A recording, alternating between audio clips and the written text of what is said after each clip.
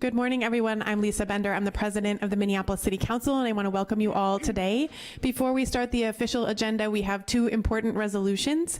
So for the first one, I'll turn it over to Councilmember Cano to lead us in honoring today as the Day of Kindness and Compassion in the city of Minneapolis. Thank you. Good morning, everyone. Buenos dias. Thank you so much for being here. And so what we'll do here is the council members will share reading the resolution, and then after that we will share the mic with the community leaders so you can also address the community of Minneapolis and Minnesota and our country. This is declaring March 31st as Day of Kindness and Compassion. Whereas Minneapolis residents have a long history of demonstrating kindness on a daily basis in their homes, schools, places of faith, businesses, community organizations, and throughout their neighborhoods. Whereas kindness and compassion are traits that have the power to create a connected and welcoming city. And these traits can serve as the strong foundations of a city's social infrastructure to improve a family's opportunity, a neighborhood sense of community, the outcomes of a school, the strength of a city, nation, and the world. And whereas the city of Minneapolis is a welcoming city, dedicated to ensuring all of our residents feel welcome, safe, and able to fully participate in and contribute to our city's civic and economic life. Whereas in 2017, the city of Minneapolis joined the Welcoming America network of welcoming cities and counties as a part of a global summit sponsored by the Strong Cities Network, which is a global community of mayors united by building social cohesion and community resilience.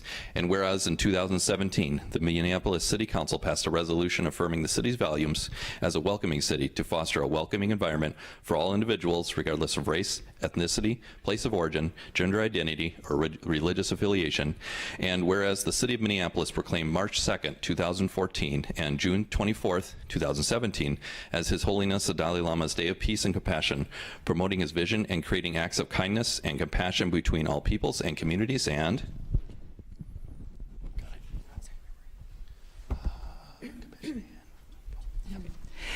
whereas in 2014, His Holiness the Dalai Lama made a historic decision to celebrate the Tibetan New Year in Minneapolis, his first celebration outside of India since his exile from Tibet in 1959, in recognition of the city's commitment to kindness.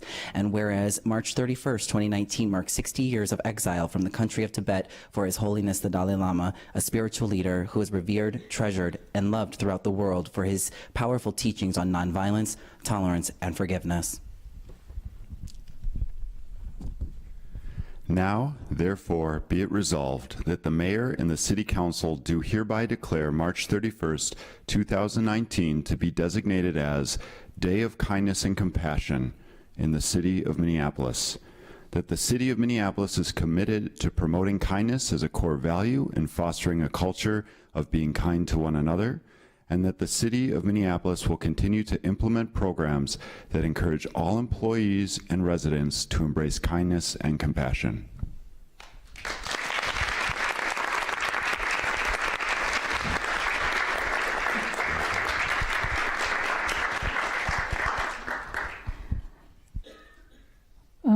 Respected President and council members and the people gathered here, my name is Samton. I'm the Tibetan board secretary of the Tibetan American Foundation of Minnesota.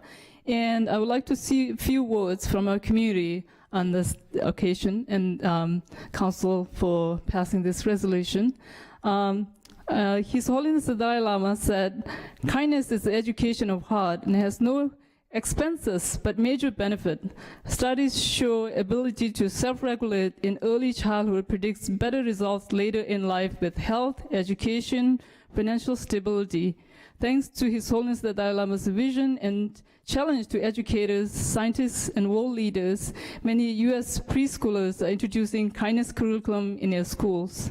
Kindness curriculum created by Center for Healthy Minds at the University of Wisconsin applied to preschoolers in Metropolitan School District is reported as showing signs of caring, patience among children even in few months. His Holiness the Dalai Lama said, to involve the whole of the community, we need an ethical approach with universal appeal, a secular ethics that nurtures such basic human values as empathy, tolerance, forgiveness, and love.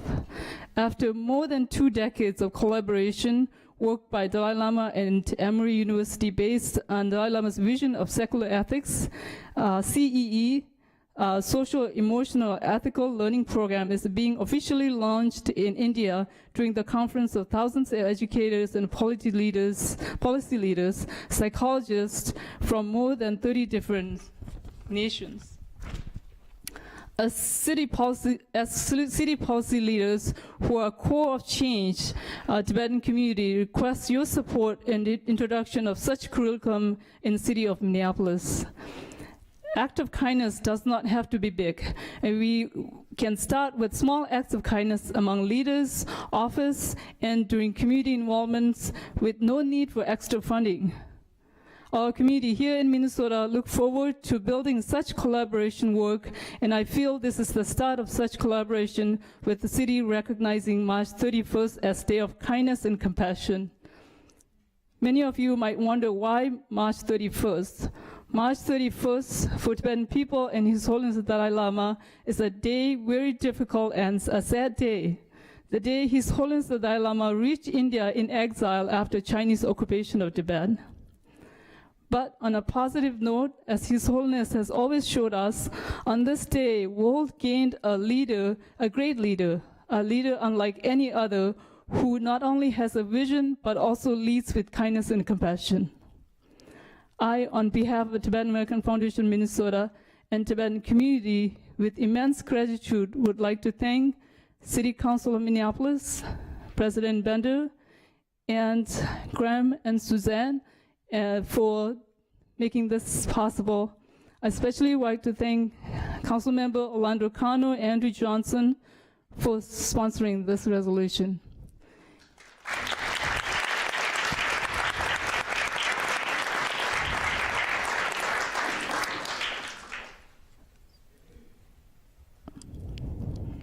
We look forward to many collaboration work with the city in carrying forward such acts of kindness and compassion and carrying forward His Holiness the Dalai Lama's vision of peace and harmony. Thank you. I apologize if I left out anyone. Thank you so much.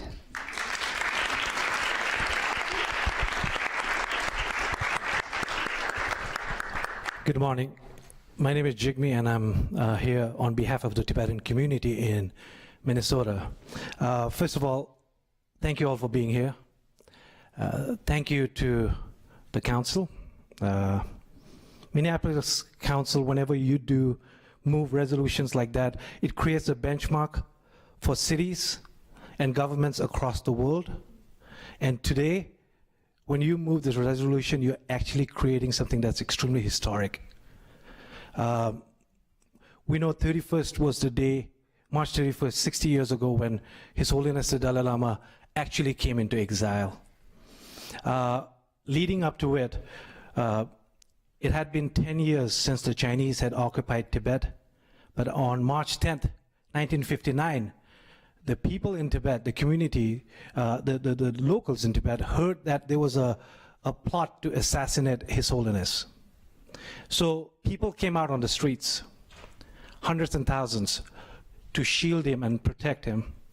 And what ensued after that was one of the bloodiest massacres. For days, the capital city of Lhasa, hundreds and thousands of people were killed. Men, women, children, any and all. And on March 17th, His Holiness, dressed up as a soldier, took a very risky and arduous trek through the Himalayas. And it was only on the 31st he reached India. What came out of that is about 100,000 Tibetans left Tibet following His Holiness into a foreign land where they did not speak the language, they did not know the culture, and all they came was with the skin on their back and with the hope of His Holiness and with the hope that the world will embrace these refugees coming in with absolutely zero knowledge. So as we sit here 60 years later, there's a sense of pride. As refugees, we have a leader who is a Nobel Peace Laureate, who's won the Templeton Award, which makes him the only surviving being on this planet who's won a Nobel Peace Prize and a Templeton. And of course, he's won the Congressional Gold Medal too.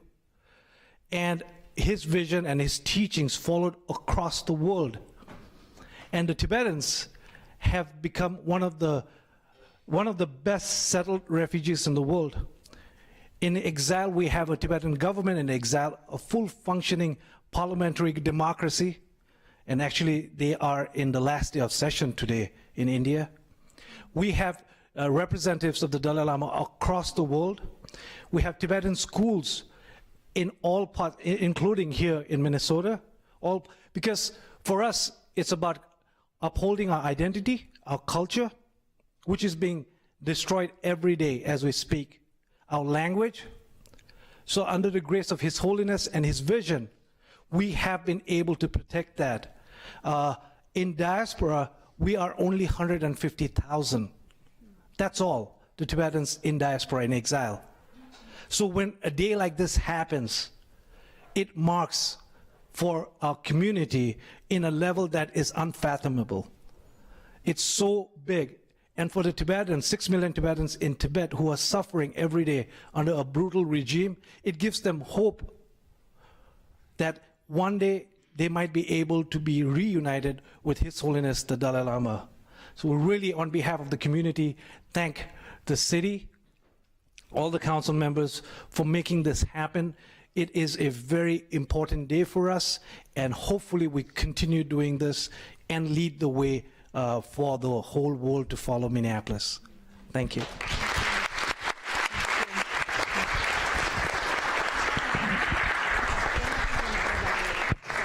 Thank you so much. And as I said earlier in the celebration, this resolution is a way of celebrating the kindness and compassion and the message of the Dalai Lama, which you will hear in our vision and mission for the city of Minneapolis, which we are about to adopt later in this meeting.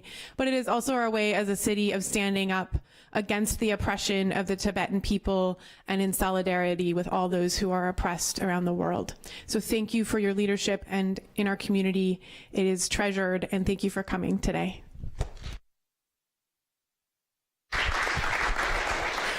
Good morning, everyone. My name is Phillipe Cunningham, and I am also a council member. I just wanted to briefly say that I think it was either 2017 or last year that I saw an article that said that the Chinese government raised their eyebrows at Minneapolis passing a resolution in support of the Tibetan people.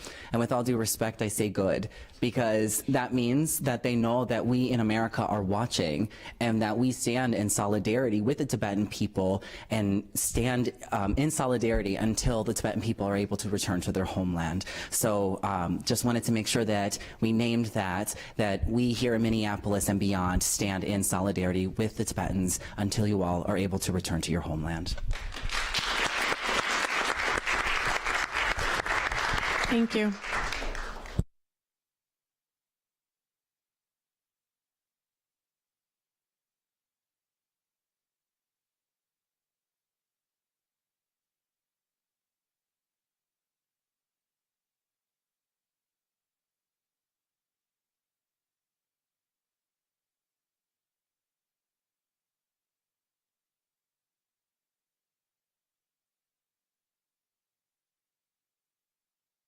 Okay, thank you so much. We have one more resolution this morning, and Councilmember Reich will be coming down to join me as we transition.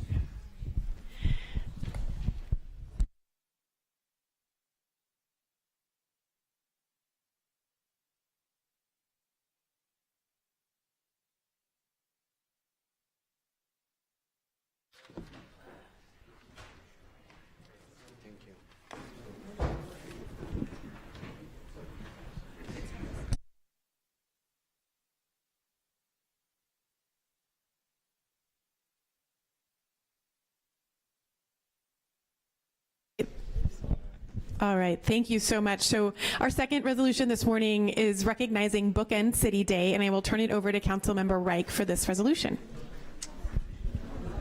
You got it. Thank you, Council President. And yes, another significant thing, and I might date myself a little bit here. I thought about, how you get people to read and how important that is. Back in my day when I was a kid, there was this thing called RIF. Reading is fundamental. And I'm totally dating myself. And for those who know, yes, it's back in the 70s. And the notion was to get books to kids where they are. And it was a very profound program, actually, and it did a lot of good. Actually, I benefited from it myself personally. But what we're talking about today, as profound as getting books and literacy to where people are, this goes several steps beyond that. It's to say that reading and literacy is about a holistic approach to someone's life. It's about health. And so if that's true, then who would you partner with to deliver literacy opportunities for youth and get books to kids? Well, why not the people who deliver health? That simple sort of extension of that notion has created profound results, incredible results. And I'm so proud that our city not only is participating in that, but we are, sorry, Seattle and Portland, once again, we are the first to really expand upon this notion in a real, significant, and numerical way that cities do. And I'm looking at Gretchen Musicant, and I just can't help but say thank you for connecting these wires. But of course, and I know, we thank those who actually do the work. And so with that, if I may, before I introduce you, can I just say the resolution? Please. And then you folks can tell everyone what you do, because they're going to be blown away by the impacts that you've had on the kids in our community. So with that, recognizing the Bookend City Day. Reach Out and Read is a nationwide nonprofit early literacy program that makes books accessible to children at their regular medical checkups.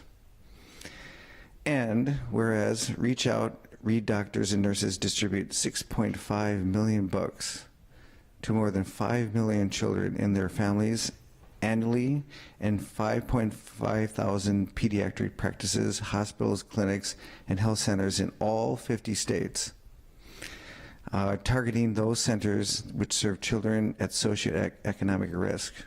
So they're really getting it where it needs to be, if I may editorialize. And for almost 2 decades, studies have indicated that parents who get books and early literacy counseling from their doctors and nurses are more likely to read to their young children and read them more often and provide more books in the home, and children have increases in vocabulary and decreases in speech delay. And whereas more than 21,000 medical providers nationwide currently participate in Reach Out and Read, and whereas in January 2019, Minneapolis was named Bookend City, becoming the largest city that did Bookend City in the country, and because all 32 clinics in the city have chosen to participate and Reach Out and Read and create in literacy-rich environments for their patients. That's a big deal. We are the first, we're the biggest. I just love that. Now, therefore, it be resolved that the mayor and the city council do hereby honor and recognize March 29, 2019, Bookend City. Thank you. Thank you so much. And please tell folks what you do, because I'm just sort of awed by what you do. Thank you, Councilmember Reich, my council member, by the way, and the rest of the city council. I'm Dr. Nathan Chomelo. I'm a pediatrician and internist, and I'm the medical director of Reach Out and Read Minnesota. And so we are very honored to have this be Reach Out or Bookend City Day in Minneapolis. And it's quite apt because Reach Out and Read has existed for about 30 years. It started in Boston, and we beat Boston to Bookend City as well. But in Minnesota, it started in Minneapolis at Children's Minnesota. And I first learned about Reach Out and Read in Minneapolis as well as a medical intern about 10 years ago at Brookdale Family Medicine, or sorry, not Brookdale, Broadway Family Medicine in North Minneapolis. And so the fact that it's not only started and grown, and we now currently reach about 40% of children in Minnesota between the ages of 6 months and 5 years. But so it's not only grown, but it really has kind of been loved here in Minneapolis as well. And so our program, as mentioned in the resolution, partners with pediatricians and family practice doctors and family nurse practitioners to give them the tools to talk about how important it is to read with your children every day, how it's different to read with a 2-year-old and a 4-year-old and a 6-month-old and a 5-year-old. And then it partners that with a developmentally appropriate book, and often a culturally appropriate book too. We have books in over 10 different languages that are given out at our clinics. And so, we know gaps in oral vocabulary have been shown as early as 18 to 24 months old. And there's evidence that children from low socioeconomic households have smaller oral vocabularies than their peers, starting even at age 2. And that oral vocabulary at age 2 is a predictor of kindergarten academic performance and behavioral function. So children who aren't read to in that first 1,000 days of life have an increased risk of growing into adults who are illiterate and at risk for worse health outcomes. So becoming a bookend city is a fantastic step towards addressing the opportunity gaps we see in Minneapolis and throughout Minnesota. The science is clear that if we wait until kindergarten or preschool, we will miss a significant window to change the trajectory our children are placed on. Reach Out and Read is a simple healthcare intervention, but it meets parents and families where they're at instead of requiring forms or subsidies, and works for them to build skills they already have. By becoming a bookend city, Minneapolis has provided every child and parent cared for within their city limits the ability to have the tools to write their own story. Thank you, and thank you for this resolution. My name is Chris Hopland, and I'm the Executive Director of Reach Out and Read Minnesota. I'll just say a few words about how this effort came about 2 years ago. We decided to embark on this journey with the help of the Grotto Foundation, who offered us funding to start this effort. And the first thing we did is that we had to recruit 9 clinics in Minneapolis that weren't already using Reach Out and Read. So we did that. And then we went to the other 23 clinics and said, we really want to make sure that this program is not just happening, but it's really being implemented at the highest levels of quality. And so our staff worked with all 32 clinics to meet 8 quality measures to ensure that the program was happening in a way that was really reaching the kids with the books and with the providers giving medical advice about reading, about literacy. So throughout this effort, we recruited 9 new clinics. We had over 250 medical providers take the training to become a Reach Out and Read practitioner. And these medical providers gave out over 70,000 books in that 2-year period. And they will, of course, be continuing this into the future. So a huge thanks to the medical providers and the staff and the health systems. It was really a collaborative effort of all of them stepping up and deciding that this was really important for Minneapolis kids to have this program. So thank you. And as a part of becoming a bookend city, you get a book. So we present this to the City Council in recognition of Minneapolis becoming a bookend city. Mm-hmm. Oh, thank you so much. And Seattle, Portland, please try to follow us once again. Please. Yes.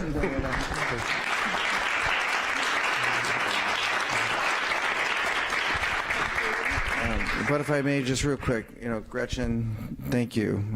Just took something that could been put off on another jurisdiction, literacy, that's education. You said it's health, and it's our city. So thank you for that insight. Thank you.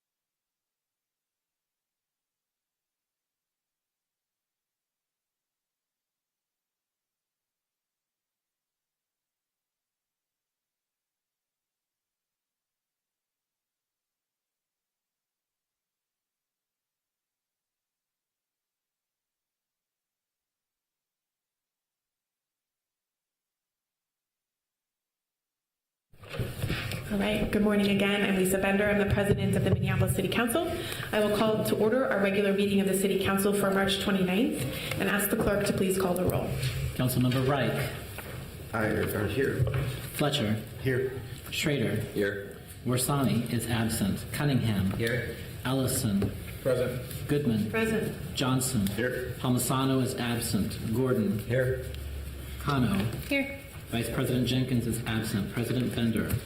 Here. There are 10 members present. Let the record reflect that there is a quorum today. We have our agenda for the meeting before us. Are there any amendments from council members? Seeing none, is there a motion to approve the agenda? So moved. All in approval, please say aye. Aye. Any opposed, say nay.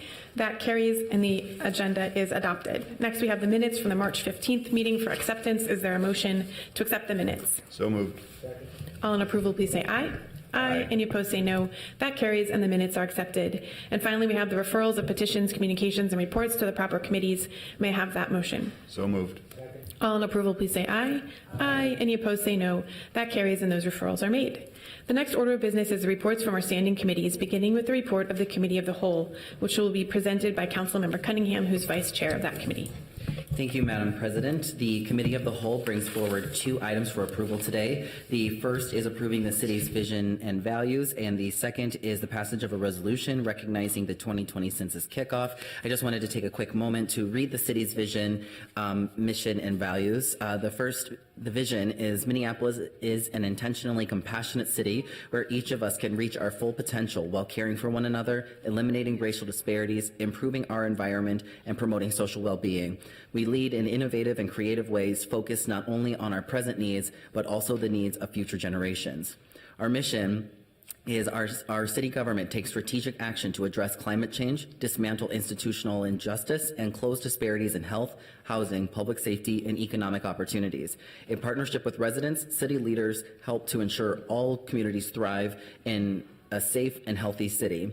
I won't read all of the statements of the values, but I will say that the values are equity, safety, excellence, welcoming, stewardship, transparency, and health.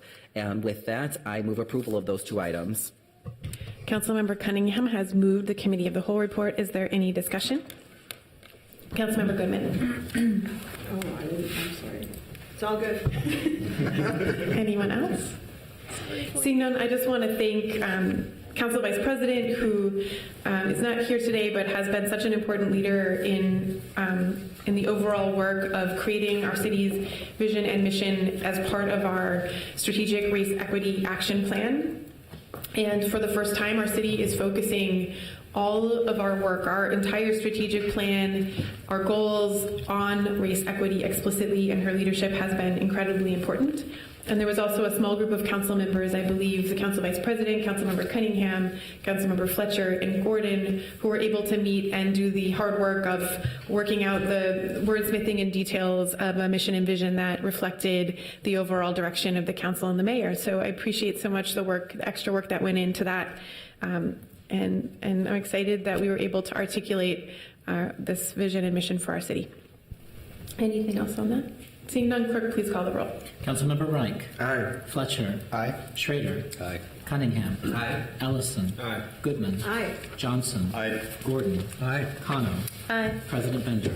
Aye. There are 10 ayes. That carries, and the report is adopted. The next report is from the Economic Development and Regulatory Services Committee, given by the Chair, Councilmember Goodman. Thank you, Madam President. The Economic Development and Regulatory Services Committee is bringing 8 items forward for approval this morning.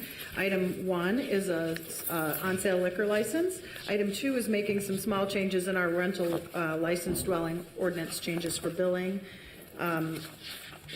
Item 3, and there's a lot of liquor license approvals. 4 is liquor license renewals, and that takes up about 10 pages. And then 5 is business license operating conditions for Adams Tobacco Shop, and 6 is business license operating conditions for Winter Gas Station. Item 7 is a bus shelter license agreement. And item number 8 is a grant application to the state of Minnesota for a Youth at Work competitive grant program. With that, I'll move items 1 through 8 for approval this morning. Councilmember Goodman has moved the EDRS report. Is there any discussion? Seeing none, clerk, please call the roll. Councilmember Reich. Aye. Fletcher. Aye. Schrader. Aye. Cunningham. Aye. Ellison. Aye. Goodman. Aye. Johnson. Aye. Gordon. Aye. Cano. Aye. President Bender. Aye. There are 10 ayes. That carries and the report is adopted. Next is a report from the Elections and Rules Committee given by the chair, Councilmember Ellison. Thank you, Madam President. The Elections and Rules Committee has one item to present, but before that, I'll just say we had a really great presentation on the 2018 midterm elections and the coming election as well. So I wanted to thank the clerk, Casey Carl, for giving those presentations. The Elections and Rules Committee has one item to present, which is the confirming the city clerk's appointment of Jackie Hansen to the position of Assistant City Clerk. And I will move approval of this item. Councilmember Ellison has moved the committee's report. Is there any discussion? Seeing none, clerk, please call the roll. Councilmember Reich. Aye. Fletcher. Aye. Schrader. Aye. Cunningham. Aye. Ellison. Aye. Goodman. Aye. Johnson. Aye. Gordon. Aye. Cano. Aye. President Bender. Aye. There are 10 ayes. That carries and the report is adopted. Next is a report from the Housing Policy and Development Committee given by the chair, Councilmember Gordon. Thank you very much, President Bender. The Housing Policy and Development Committee is bringing 5 items forward for consideration. The first is the project analysis authorization for Seward Commons Phase 3. I'd like to pull that off for discussion. Second item is project analysis for the 14th and Central Mixed Use Development. The third item is a Housing Policy and Development Committee work plan. There's a minor technical amendment deleting one word from the plan. You should have that amendment before you. If it meets satisfaction of my colleagues, I'd like to move it with that amendment. The fourth item is an interim inclusionary zoning tax increment financing policy. It's my understanding that the authors want to delay this one cycle, so I will be moving a continuance. And the fifth item is adopting an updated public financial assistance fee policy to assist the city in recovering costs related to the provision of public financial assistance. So I'm going to move items 2 and 5 as moved forward. And I'm going to move to continue item 4 and a minor amended version of item 3. If that's not clear, we can pull more items. Thank you, Chair Gordon. So Councilmember Gordon has moved items 2, 3 with the amendment, and 5, and then moved postpone item 4. I put myself in queue to comment on item 4. Is there anyone else who would like to speak or comment before that? So thank you, Mr. Chair. After discussions with myself and Councilmember Schrader, we asked the chair to move for postponement of this item for one cycle. I think the council and my discussions would overall support this item, which is financing for the interim inclusionary zoning ordinance that we passed in December along with the comprehensive plan. But we've heard some concerns from folks in our community who work with workers who build the buildings in our housing construction community. I think they have some overall concerns that while this ordinance, this financing package raises are really a broader question about labor policy in our city. So we've agreed to sit down with them and just talk about how this fits into the overall picture of some work that council members Fletcher and Palmisano are working on and that other council members may be able to lead in the future. So thank you, Mr. Chair, for that postponement. And then I'll see if there's any other discussion on items 1, 3, 4, and 5. Seeing none, clerk, please call the roll. Councilmember Reich. Aye. Fletcher. Aye. Schrader. Aye. Cunningham. To be clear, we're approving number 1? No, I'm sorry. I misspoke. Okay. 2, 3, 4, and 5. Thank you for the. Aye. Goodman. Aye. Johnson. Aye. Gordon. Aye. Cano. Aye. President Bender. Aye. There are 10 ayes. That carries and those items are adopted. Thank you, Councilmember Cunningham, for clarifying. That returns us to item number 1. Chair Gordon, would you like to speak on this item first? Yeah, I'd like to speak to this item. I understand that Councilmember Warsame is missing today, but he's asked us to move this forward. Hopefully everybody got the email from him earlier, and so I'm going to move approval of this item. If folks didn't hear, Councilmember Warsame is unable to be present for this council meeting according to the email that we got because last night he was very sick and he wasn't sleeping due to a migraine. But he wanted to reiterate his vehement support for the Seward Commons project. He believes this contributes to the council's goal of creating affordable, healthy, and vibrant neighborhoods in all of Minneapolis. I also think it's appropriate that we move forward with this. This is a project that's been going on for a while. In fact, there's a development agreement about this, and there's a redevelopment contract. And in that contract, it indicates that this mix of uses was planned from the beginning. And in the redevelopment contract, it doesn't promise or preclude the use of TIF for any phase of the project. This is the third phase of a lengthy redevelopment project, a blended large redevelopment project. The first two phases have been 100% deeply affordable housing, including supportive housing. When the development team was moving forward with this third phase and they came forward, I asked them to go back and figure out how they could deliver at least 20% of affordable housing in phase 3. Originally, there was a hope that they could deliver their affordable housing in other phases. Looking at the city's policy, reading it carefully, it was clear to me, and also in discussions with staff, that no, we needed to have the affordability in this phase. So they went back and they worked. They found other partners, other developers, and they came back in with a phase 3 that does guarantee the 20% of affordable housing. And even beyond that, staff made sure to work on that and put that requirement into the agreement moving forward. And if you were here at the committee, you heard the report, and we will file a declaration against the title on the Wadag Commons site, which is the site where the affordable housing will go. That requires, will guarantee, will demand future development of the site to include at least 32 units of affordable housing at 60% AMI.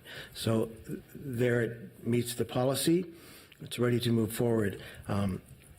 I also just want to note that this is something that's enthusiastically supported by the neighborhood, so much so that they voted as a neighborhood organization several times, including just this week, to reaffirm their support for this entire project. The neighborhood group was very involved in the initial planning. This is an interesting project because it's not your typical for-profit developer that's leading this project coming forward. It's a community development corporation that's driven by a mission, and their mission is to work with the community and the neighborhood so that they can bring projects that are supported with the community. And this community embraced touchstone supportive housing that serves people with significant mental illness issues and provides the support. It's actually a model. I think it's a national model. And they enthusiastically supported that, as well as the senior affordable housing project that came next, all because it was part of this larger redevelopment that they think, and I believe, will help be a catalyst for finally delivering on the vision that the city has for the light rail station right on Franklin Avenue.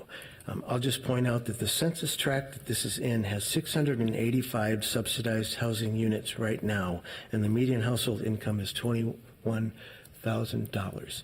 So this will be significant to move forward there, and if we don't move forward on this project now, I think there'll be a lot of things in question about what will come next. It meets our policy, it meets the needs and wishes of the community, and I think it's good for our city and it's good for the neighborhood, so I encourage my colleagues to support it. Thank you. Councilmember Ellison. Thank you, President.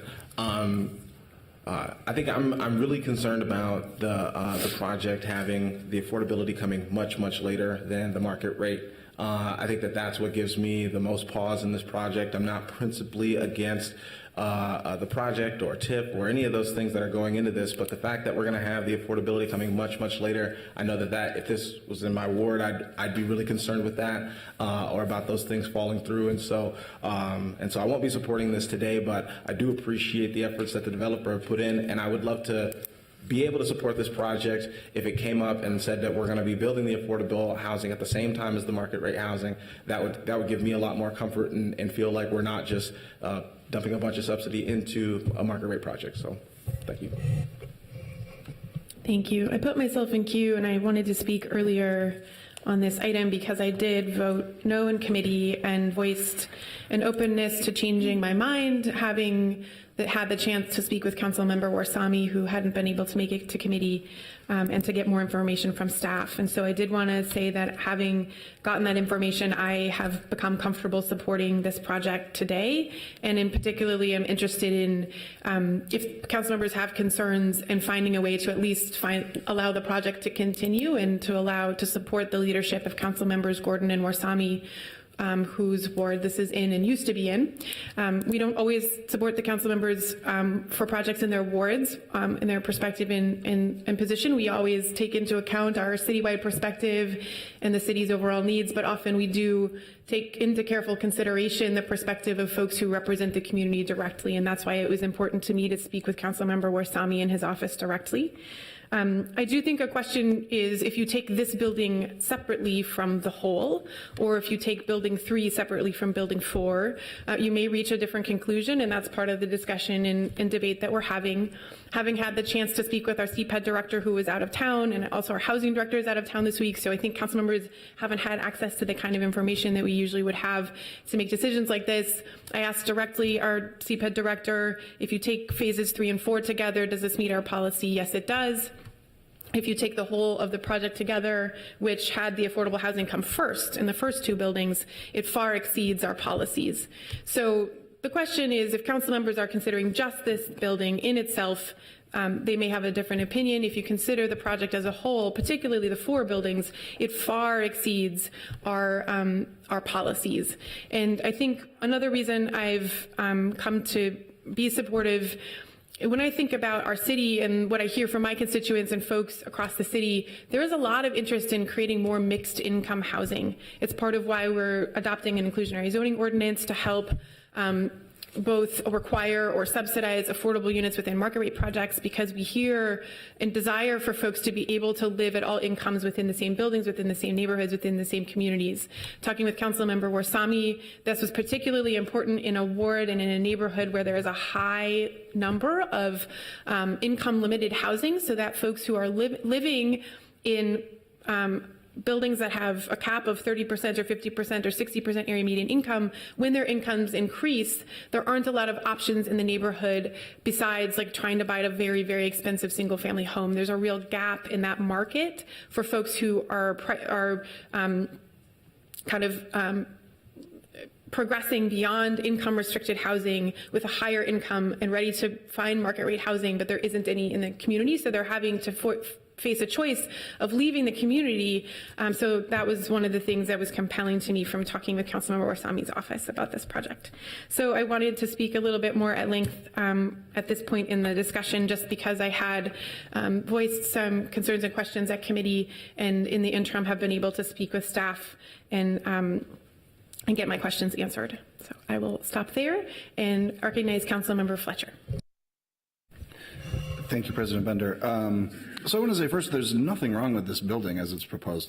Schaefer Richardson's a good developer, and they've put together a good building. And I'm having a hard time seeing why it needs TIF to complete its financing. And I feel like it's a little bit dangerous to stretch the way we're thinking about TIF to think about sort of hypothetical future theoretical projects. I know that projects can fall apart, and I think counting this 4th building to sort of give it credit and to say that it does meet policy, I actually think I'm more concerned if we're saying this meets policy. I would be a little less concerned if we were saying we're making an exception to our policy for some exceptional reason, but saying that you can bring a development and a theory about future affordable and get TIF for the market rate development feels like a very dangerous precedent to establish. I think that we've got to think about how we're using TIF. We're doing something pretty bold. We're using TIF to build affordable units around the city and to incentivize affordable. And I think that what we require of people is going to be what we get back. So if we say the deliverable for TIF is affordable units, we're going to get affordable units. If we say the deliverable for TIF is a complex narrative about why this site is complicated and challenging to build on and might eventually have affordable, then we're going to get a lot of complex narratives about the uniqueness of every site and the challenges of every site. And I think that's really what's been delivered here, if we're really talking about deliverables, is a story and a history and a uniqueness, but not actually affordable units. And I think it's pretty important that we actually have a plan here. So I would totally support this if it came forward along with the affordable proposal actually coming forward together. But I can't support it today. I don't think it's the right approach, and I think that it's certainly stretching my understanding of what our TIF policy is and what our TIF policy ought to be, to suggest that sort of unfunded future affordable can be used to get to that 20% to get to this. So with a lot of respect for the people who I know have put a lot of work into thinking about this project, I'm not supportive of TIF for this. Thank you. Councilmember Cunningham. Thank you, Madam President. I wanted to say that overall I support this project and understand how there are certain interpretations of how folks have been able to make it work with an interpretation of the policy. I just carry some concerns around the potential precedent that this sets that could potentially leave the north side open to dangerous interpretation. Not all of the neighborhoods in our community are enthusiastic about affordable housing and deeply affordable housing, or having the previous phases that were in this Commons project.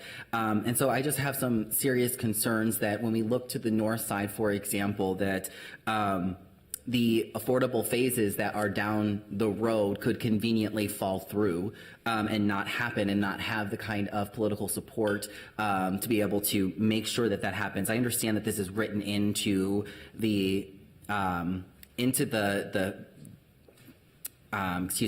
it's written into it that this will happen, but I'm just really concerned about the precedent that this sets and the potential impact that that would have on Northside development. We don't have a lot of development, and so potential promises of affordability within it, much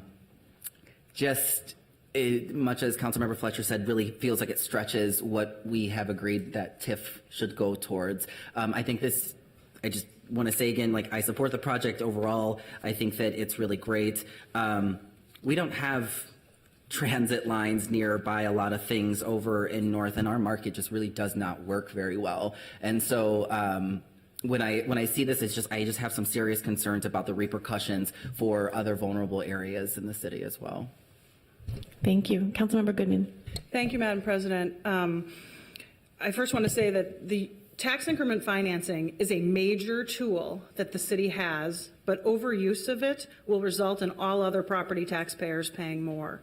So in this particular situation, we have 100 units being built, and so 200, hopefully, at least, people will be living here, yet no money will go to the parks, the schools, the county, or any of the other jurisdictions to provide the services that would be needed for this new community to flourish. And so the use of tax increment in housing projects is something that should be rare, and it should be something that we use to promote very important goals.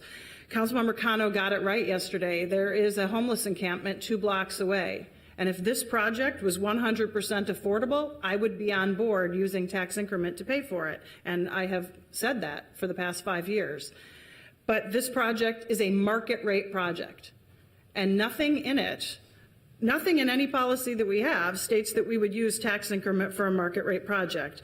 Our unified housing policy does not state that we would use affordable housing or TIF money for market rate housing. Our TIF policy does not state that we would use tax increment for market rate housing. This redevelopment agreement, as large as it is, states out what we'd like to see at this site, but does not commit us in any way to using tax increment for market rate housing. In fact, what's happening here is this project is in contrast to some of our policies. You'd have to get to the 4th phase to meet our inclusionary zoning policy. Let me repeat that. You'd have to get, all you'd get out of this new phase, other than 32 units of affordable housing, which I think is really good, that just lets you out of the inclusionary zoning policy that we put into place. And this project isn't paying into the Affordable Housing Trust Fund or paying through park dedication fees either. In fact, I think they're donating some land, but they're not. It's considered market rate enough for the city's park dedication fee to kick in. And so it's clearly market rate housing, something that we just don't use tax increment to fund. And I am very concerned about the potential precedent that could be set by doing something like this. Now, a lot of people talk about the first 2 phases, and I've showed most people, I'm sure the developer too, has shown everyone the project data worksheets. 2 very good projects, 12 units that are really very deeply subsidized, very difficult to do, and I commend you for doing that.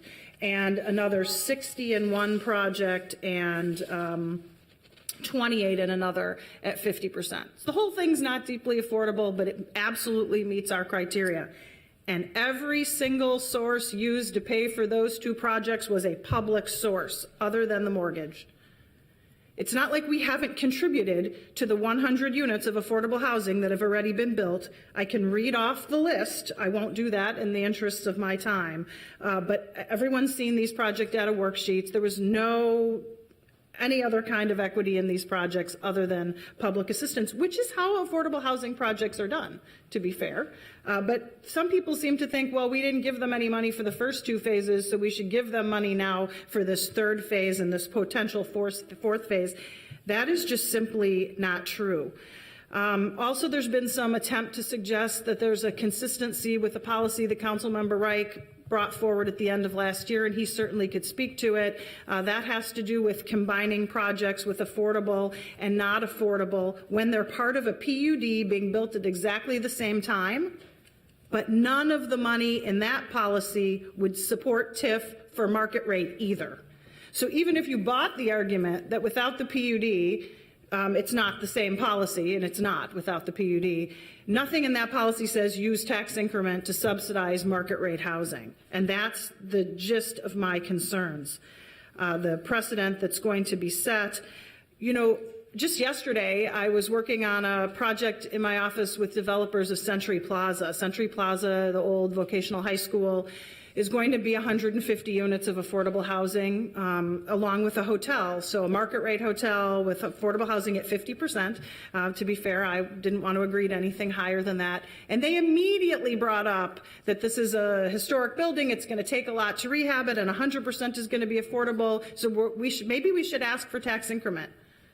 And my reaction was, let's see if you can finance it first through housing revenue bonds and all of these other sources, not look to tax increment. So there are a lot of affordable housing projects, including the first two phases of these projects, that did not use tax increment. It's very rare. In fact, the only project I can think of in the time, well, let's just say in the past 4 years, that's used tax increment at a higher level than this is another project in Councilmember Gordon's ward. Greenforth, which I supported because it's affordable housing. But other than that, I haven't seen a tax increment district this big, and I've never seen one go to market rate housing.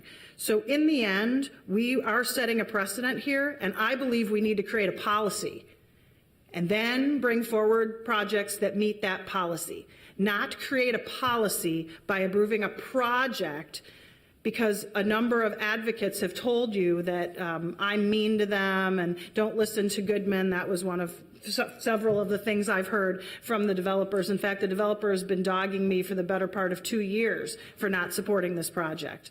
So I support projects that are affordable because we have an affordable housing crisis. And all hands should be on deck to build affordable housing. And if this fourth phase happened, I would support TIF for it if it needed TIF. This is $3.7 million for market rate housing. And I don't believe we should open that door for this developer because we know there are tons of great nonprofit and for-profit developers in this city. And once we open the door for this one, everybody else will be lined up too. That's why I think we should oppose this. Not because the project is bad, they've done some great work and they're continuing to do good work, but because we don't fund market rate housing. And if we're going to, change the policy and then bring a project forward. Councilmember Cano. Thank you, Madam President. And this is the first time that we've been able to publicly, as a full body, engage with this topic. So I just want to say, reiterate again, my support for the project as I did before. So I want to highlight a few of the reasons why. But before that, I do want to thank our council president for taking the time to dive into this issue and provide some leadership and thought on this because it is a very important area of our city. This is one of the areas that would likely be considered under cultural districts, and it's one of the areas that does need support. As I recall back in 2011 when I was an aide to then Council Vice President Lilligren, communities were working hard to promote development here. And I would say that the dynamic project that has been brought together and presented to us today is worthy of our support. And I appreciate that we have the chorus of voices coming together. That includes the chair of the committee, where this is heard, the council member of the ward, where this would go, the staff members who have been working on this issue, our council leadership, and also our neighborhood associations and the community-based groups, which, as you know, is like my middle name. Like, I typically don't do things that my neighborhoods don't want me to do, and you've seen how that has impacted our work here on the council. So I do think that this is a very good project that we should support, that falls within our policy guidelines. And while I appreciate Councilmember Goodman's perspectives, I think there are certainly many ways that we can take care of those concerns, not necessarily by punishing this specific project for perhaps what she seems as a lack of clarity or a lack of direction from us on this. So I just want to say that I appreciate all the positive points that this brings, and I appreciate our staff who have been working on this effort, and I'm looking forward to supporting it today. Thank you. Councilmember Reich. Thank you, Madam President. I'm probably maybe 2 cycles away from saying yes to this project, because the tail end of what they're proposing as a package deal is very compelling. But that did not exist not too long ago. I mean, how it was nailed down and where we would be guaranteed as a city enterprise that we get those deliverables for our inputs. So, I mean, I think if this were delayed a month, I'd probably be like, yes. But on the other hand, I should be saying yes, because if we open this door, there's no ward that could take better advantage of TIF for affordable or non-affordable housing or quasi-affordable housing than my ward. I mean, to those who are concerned about the open door, I love that open door. I'd get a lot of development. And for those who have the theory that, oh, more units are going to have an overall net positive effect for affordability, the YIMBY sort of notion, oh my goodness, my work could deliver on that front. But I don't have a policy framework that suggests that if I say yes now, that would ever happen. I would have to rely on my friends to say, oh, you were a good guy then, and we'll support you later, even though we have no policy support for it moving forward. I would have loved to have had policy frameworks that would suggest we can do this over and over and over again, because in the east side of the city, we could do this over and over and over again in a nuanced way where we get market rate and some affordability in complex sort of, development areas. Again, we're just about 2 weeks away from me being yes and wholeheartedly yes. But because we're going to say yes on a one-off without the policy framework? Really? I don't know. That's a new one for me. Though it has all the merits and good people doing good things in a good community, I get that. But I would love to have a much better framework. But in the absence of framework, I think my ward will have a lot of very complex localities with a lot of great opportunities to use TIF for non-affordability. Let alone, actually, maybe I'm shooting myself in the foot, there's actually the same developer, Schaefer Richardson, who wants to do TIF in an area where he wants to eliminate some production areas for some level of affordability. But even there's actually a straightforward, you get 60% affordability for the whole project. And they're willing to give back about a half acre of area to do production facility in an I zoning. So maybe I'm shooting myself in the foot a little bit, but it'd be really great that it wouldn't be like a one-off versus a one-off versus a one-off. And I don't think I'm digressing here. This is really what we're doing. So I'm about a month away from saying yes. Thank you. Councilmember Gordon. Thank you very much. I appreciate the discussion. I'd just like to respond to a couple issues that came up. I think there was one of my colleagues who over and over said much, much later, much, much later. We're talking about one project breaking ground in 2019 and the next project breaking ground in 2020. If it doesn't break ground till the fall of 2019 and the other one is in the spring, that's a few months separation. We're not talking about much later, and never in the staff report were they. Even if at the extreme it goes to 2021, then we're talking about a year apart. I just want to be clear about that. These projects will happen in sequence directly. In fact, I would say probably the funding for the second project will be all sealed up, locked down as soon as the first one gets approved, because everybody's going to say, absolutely right, we can take a chance on this. I don't know if you've met the developer. This is a new developer. She is sharp. She has her act together, and she's ready to move forward with this project, and I think she has credibility, and it's an opportunity for us to actually support a person of color to move forward as a developer here, and I think there'll be assistance from the city. I also wanted to mention a little bit about precedent setting. We're talking about what a slippery slope, what a big precedent. There is a precedent that could be set here. And here's the precedent that this project sets. If another developer approached the city and proposed to build over 100 affordable apartments, including deeply affordable, whether it's 12 or more apartments for people dealing with persistent mental health challenges, and partner with the city and several other public agencies to purchase a vacant, contaminated industrial site, blighted, and if they were going to include unrestricted apartments in a location that has not seen traditional market rate development for a generation, and if they could garner neighborhood support for a phasing plan that put most of the affordable housing first and delayed any market rate development for the final phase, then the city might, after a robust discussion and deliberation, consider providing TIF to a phase of the project that includes a combination of market rate and affordable housing. That's the precedent that it could set. And I would suggest a precedent that is absolutely called out and named in our policy. I don't know why we're pretending we don't have a policy that allows this. We have nothing in any of our policy documents that says a penny can never go to market rate housing of TIF. It's not there. It's allowed in state law and elsewhere. But we do have a policy that says it has to support affordable housing. Our overall TIF policy, all it says about housing is provide an array of housing choices that meet the needs of current residents and attract new residents to the city with an emphasis on providing affordable housing. Check. Complies. In our unified housing policy, our affordable housing requirements related to city finances says as follows. Large redevelopment projects that include more than one building or phase can meet this requirement on a blended basis so that the total affordable housing units developed within the project area is at least 20% of the total housing units produced. Check. Got that covered. And then city financial assistance will only be considered to support buildings or phases that include affordable housing for at least 20% of the units. Check.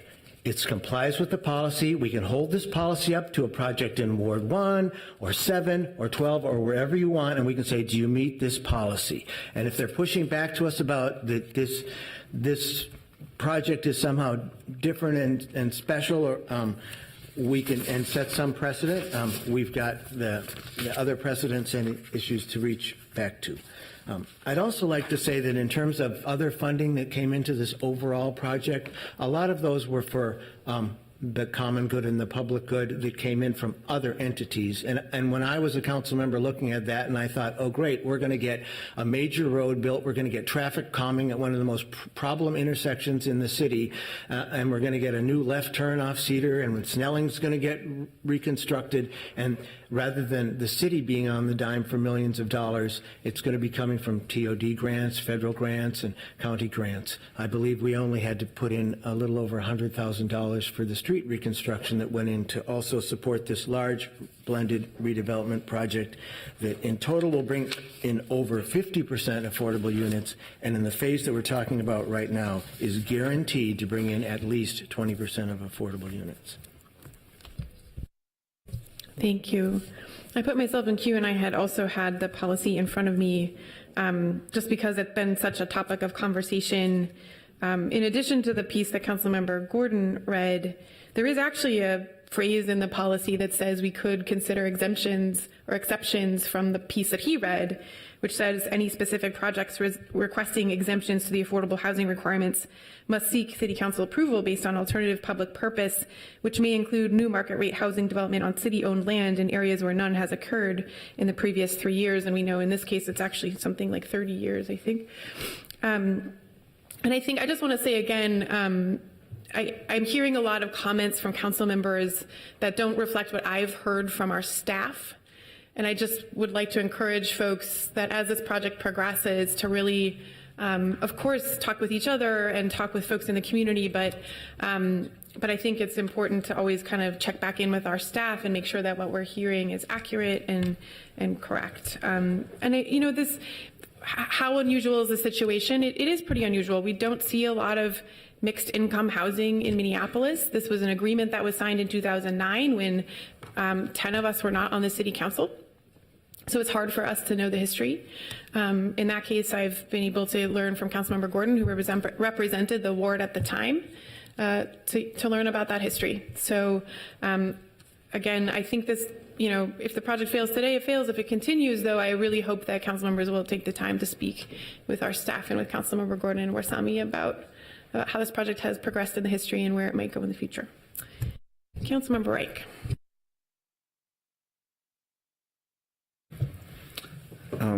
I'm going to yield my time. Thank you. Councilmember Johnson. Thank you, Madam Chair. I want to acknowledge today that we don't have Councilmember Warsami with us because of a health and medical issue, and we've all been in situations like that before where we're not able to make it in due to that. And I've been counting the votes here, and I think it's pretty clear to me that there's at least 5 votes not in support of moving this forward. And I think out of respect for Council Member Warsami, so that he can not only have a vote, but also have a voice on this issue at full council. I don't expect this to really change the outcome, but just out of respect for him as a colleague, I'm going to move that we delay this one cycle to the next City Council meeting. Councilmember Johnson has moved to delay item 1 on the HPD agenda for one cycle. Is there any discussion on that motion? Madam President, we have a pending motion before us we need to vote on before we do a secondary motion. On Councilmember Gordon's motion.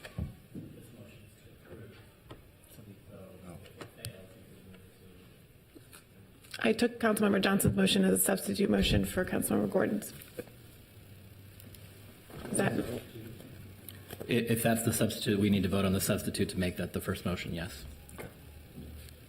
Is there any discussion on Councilmember Johnson's substitute motion to postpone this item one cycle in order to allow Councilmember Warsami to participate in the discussion and vote? Councilmember Cunningham. Thank you, Madam President. I would just like to say that I support this being delayed for one cycle and would appreciate staff coming to speak to me about how and to address the concerns that I have in the meantime. Thank you. Thank you. Councilmember Gordon. I'm comfortable with this as an alternative. Appreciate it, Councilmember Johnson, and I think Warsami will also appreciate the opportunity to be here. Councilmember Fletcher. Thank you, President Bender. I think I would wonder if it might make more sense to delay until they're ready to bring forward phase 4. It feels to me like 2 weeks isn't going to change much for us, and my understanding of how affordable finance works isn't that this is going to get resolved in 2 weeks or 4 weeks. But we could bring these things together in a way that totally meets the policy and the intent of the policy if we were to delay a little further. And so I guess I would just suggest that we try to bring these things forward as a package. I'd be fully supportive of it if we were able to do that. So if it really is going to be as quick as Councilmember Gordon suggested to get the finance moving on phase 4 or 3B or whatever you want to call it, I would encourage that those things be brought forward together so that we can all support this. I think we'd like to. Councilmember Schrader. I would not support waiting until the fourth one is going through. I mean, this is, again, just to be studying it and talking to staff about what the development could look like. I think it makes a lot of sense to wait until Councilmember Warsame can push this forward. We also have a lot of folks, as we've already heard, having folks that worked on this project already supporting this, having the neighborhood having strong support for this. There's a history of it. It seems to, out of respect for the folks that put a lot of work in, to keep this moving as much as we can. Councilmember Goodman. Thank you, Mr. Chair. I'm also fine supporting it, waiting a cycle. I'll remind you there's 3 council members not here, not just one. So if that was just a plan to get Councilmember Warsame here but not the others, there'll be others. Some people probably won't be here at the next council meeting either. I'll note that this phase 4 is nowhere near ready to go. There's not one penny lined up for it. And this, I believe, is going to be a pretty affordable project, and so it's going to take time in order to acquire all of the sources that they need. It sounds like a very good project to me, but the fact that the staff didn't believe it was coming as quickly as Councilmember Gordon does, they put it in writing because we're filing a declaration against the title on the 4th project that will essentially require a future development of at least 32 units. And when we have to put that, a declaration of title in, it means we don't believe it's going to happen. Because if we did, we wouldn't have to put the declaration of title in. And I'll just remind you that in the end, this isn't about whether or not we use tax increment for affordable housing. This is about whether or not we use tax increment for market rate housing. Thank you. Is there Councilmember Gordon? I think that we, just to make a note, we asked for extra reassurances. Staff went out and tried to get those, and the development team gave those. It wasn't because there wasn't lack of confidence that this would go forward. I think the 2 weeks will also give an opportunity for the development team to meet with Councilmember Fletcher and be able to present their plans and the project and the funding that they have lined up now and how soon they expect to go forward in the future. So hopefully this will help. And I know that staff is happy to meet with anybody who wants to in the 2-week time period. So I'm looking forward to coming back in 2 weeks with a lot more enthusiastic support for this. Thank you. Is there any other discussion on the motion to postpone this item? Seeing none, all those don't. I can call the roll. Clerk, please call the roll. Councilmember Reich. Aye. Fletcher. Aye. Schrader. Aye. Cunningham. Aye. Ellison. Aye. Goodman. Aye. Johnson. Aye. Gordon. Aye. Cano. Aye. President Bender. There are 10 Aye. ayes. Thank you. There are 10 ayes. That carries. That is adopted and will be postponed until the next council meeting. That brings us to the Intergovernmental Relations Committee. That report will be given by the chair, Councilmember Johnson. Thank you, Madam President. The Intergovernmental Relations Committee brings forward one item today on our report. It is a resolution expressing support for Governor Walz's bonding recommendation for the D-Line bus rapid transit. I will go ahead and move that item. Councilmember Johnson has moved the committee report. Is there any discussion? Councilmember Cunningham. Thank you, Madam President. I just want to briefly say that I'm very excited about this resolution. In support, the D-Line brings serious opportunities, potential development opportunities to the 4th Ward, which is reflected in the land use map in the 2040 plan. Really hoping that this will be able to excite some folks and actually bring some development to the 4th Ward. So I just want to thank my colleagues and the IGR committee for this work. Councilmember Schrader. I just want to echo that. It's exciting when a project will not only help Councilmember Cunningham's district, but also mine and all the ones that it touches. So very in between. So very excited about that. Thank you both. Any further discussion? Seeing none, clerk, please call the roll. Councilmember Reich. Aye. Fletcher. Aye. Schrader. Aye. Cunningham. Aye. Ellison. Aye. Goodman. Aye. Johnson. Aye. Gordon. Aye. Kano. Aye. President Bender. Aye. There are 10 ayes. That carries and that is adopted. Next is the Public Health, Environment, Civil Rights, and Engagement Committee, given by the chair, Councilmember Cunningham. Thank you, Madam President. The Public Health, Environment, Civil Rights, and Engagement Committee brings forward 4 items for approval today. The first is the passage of resolution supporting the Earth Hour 2019 on Saturday, Saturday, March 30th, 2019, from 8:30 to 9:30 p.m. The second is confirming a mayoral appointment to the Public Health Advisory Committee. The third is a passage of a resolution amending the Southside Green Zone to add 4 youth ambassador members, as well as approving a slew of city council appointments to the Southside Green Zone Council. And the fourth is the first wave of appointments to mayoral and council appointments to the Violence Prevention Steering Committee. I move approval of those items. Councilmember Cunningham has moved the committee report. Is there any discussion? Seeing none, clerk, please call the roll. Councilmember Reich. Aye. Fletcher. Aye. Schrader. Aye. Cunningham. Aye. Ellison is absent. Goodman. Aye. Johnson. Aye. Gordon. Aye. Cano. Aye. President Bender. Aye. There are 9 ayes. That carries and the report is adopted. Next is a report from the Transportation and Public Works Committee given by the Chair, Councilmember Reich. Thank you, Madam President. The committee will be forwarding a total of 18 items. Item 1 is the Crystal Lake Residential Street Resurfacing Project. Item 2 is the Monroe Street Northeast Street Resurfacing Project, and I will note that there's a lot of back and forth with the committee group insofar as it pertains to the green campus of Edison High School. So I applaud the department for engaging them on that notion. Item 3 is the PV Plaza ordinance. Item 4 is the cooperative agreement with the Basset Creek Watershed Management Commission. Item 5 is the agreement with the Nature Conservancy for tree planting. Item 6 is the contract amendment with Short, Ellison, Hendrickson Incorporated for sanitary storm manhole inspection change orders. Item 7 is a contract with the IPT for critical parking permit management system. Item 8 is the regulation of the infrastructure and their attachments with the city managed public right-of-way. Item 9 is the affirmation of the 2018 Minnesota State Routes to School State Infrastructure Program. Item 10 is the Washington Avenue Streetscape projects. That will be from Hennepin Avenue to 5th Street South.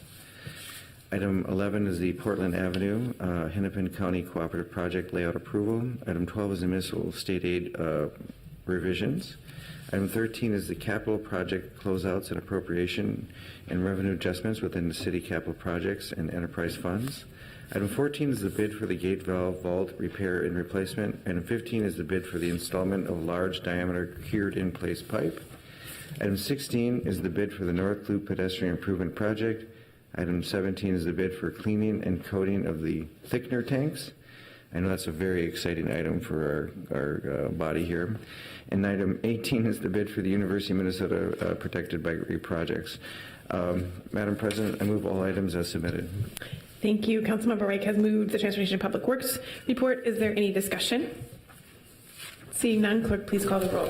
Councilmember Reich. Aye. Fletcher. Aye. Schrader. Aye. Cunningham. Aye. Ellison is absent. Goodman. Aye. Johnson. Aye. Gordon. Aye. Cano. Aye. President Bender. Aye. There are 9 ayes. That carries and the report is adopted. Next, we have the Ways and Means report given by the Vice Chair, Councilmember Fletcher. Thank you, President Bender. The Ways and Means Committee is bringing forward 18 items for approval today. The first is a contract with Green Minneapolis for operation and maintenance of PV Plaza. The second is a transfer of operation and maintenance and programming of the Downtown East Commons to the Minneapolis Park and Recreation Board. The third is a contract amendment with Morcon Construction for a convention center kitchen and ductwork replacement. The fourth is a contract amendment with Danny's Construction Company for structural steel installation. The fifth is a contract with Lejeune Steel Company for the additional structural steel that Danny's will need. Item number 6 is the contract amendment with Knutson Construction Services for concrete superstructure changes for the public service building project. Item number 7 is a contract amendment with Spec 7 Group for additional waterproofing for the public service building project. Item number 8 is a contract amendment with Kevitt Companies for minor scope of work changes for the public service building project. Item number 9 is click appointment. Item number 10 is internal loans for the Milwaukee Depot development. Item number 11 is an appointed position in the police department, adding a chief of staff position. Items 12 and 13 are adjustments to the politically appointed and non-represented employee salary schedule. Item number 14 is approving a collective bargaining agreement with the firefighters unit. Item number 15 is approving a collective bargaining agreement with the electrical technicians unit. Item number 16 is a grant application for the Minneapolis Promise Zone. Item number 17 is authorizing the city to join an amicus brief with the state of California. And item number 18 is a contract with the Association for Black Economic Power for the provision of banking services supporting Village Trust. I'll move all for approval. Thank you. Councilmember Fletcher has moved the committee report. Is there any discussion on any of those items? Seeing none, clerk, please call the roll. Councilmember Reich. Aye. Fletcher. Aye. Schrader. Aye. Cunningham. Aye. Goodman. Aye. Johnson. Aye. Gordon. Cano. Aye. President Bender. Aye. There are 9 ayes. That carries, and that report is adopted. Next, we have the Zoning and Planning Committee, presented by the Chair, Councilmember Schrader. Thank you, Madam President. The Zoning and Planning Committee. The Zoning and Planning Committee has 2 items for approval today. The first is the confirmation of 2 reappointments to the City Planning Commission. Number 2 is the acceptance of a gift from the Minnesota Department of Transportation, and I move both these items for approval. Councilmember Schrader has moved the committee report. Is there any discussion? Seeing none, clerk, please call the roll. Councilmember Reich. Aye. Fletcher. Aye. Schrader. Aye. Cunningham. Aye. Goodman. Aye. Johnson. Aye. Gordon. Aye. Kano. Aye. President Bender. Aye. There are 9 ayes. That carries, and the report is adopted. The next order of business is a notice of ordinance introductions, and we have 2 notices today. First, Councilmember Warsame gives notice of his intent to introduce at the next regular meeting of the full council the subject matter of an ordinance amending the building code to address permit fees to amend regulations related to value and unit-based fee categories. Second, Councilmember Ellison gives notice of intent to introduce at the next regular meeting of the full council the subject matter of an ordinance to amend the code to renew the designation of West Broadway Improvement Special Service District for an additional 5-year period. Are there any questions from council members? I don't see any of those notices are given, and no further action is necessary at this time. The next order of business is resolutions. We have 2 honorary resolutions today, which were presented at the meeting before the meeting today, and that included the honorary resolution for Bookend Day and the resolution designating March 31st as the Day of Kindness and Compassion. Are there any further comments on those resolutions? Seeing none, all in approval, please say aye. Aye. Any opposed, say no. That carries, and those resolutions are adopted. Under the order of new business, we have a request from the city attorney to authorize the city of Minneapolis to join the local government amicus brief opposing the plaintiff state's challenge to the Affordable Care Act. Are there any questions for the city attorney? I don't see any. All in approval, please say aye. Aye. Any opposed, say no. That carries, and the requested authorization for the city to join in this amicus brief is given. Finally, we have the order of announcements. Before we adjourn to closed session, is there any announcements for council members? From council members? I don't see any.